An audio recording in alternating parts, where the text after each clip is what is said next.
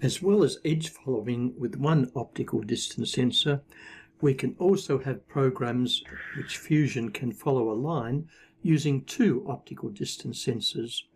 You can see in this illustration that we have two optical distance sensors mounted inside the front flange. The first method of line following reuses the edge following functions that we've already used in another tutorial. In the one above, you'll find we've just renamed it right edge follow, and this will allow our Fusion robot to follow the right side of a line going forwards. Take notice of these motor speeds. You'll find in the left edge follow it's exactly the same, except these motor speeds are reversed. Here is the left edge follow.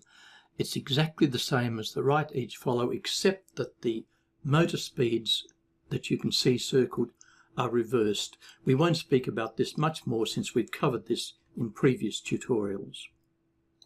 This is the whole program. You can see the right edge follow here, and you can see the left edge follow here. And these are joined together in the main program, which is indicated here. Well, how do all of these work together? Let's try a run of this program and see what happens.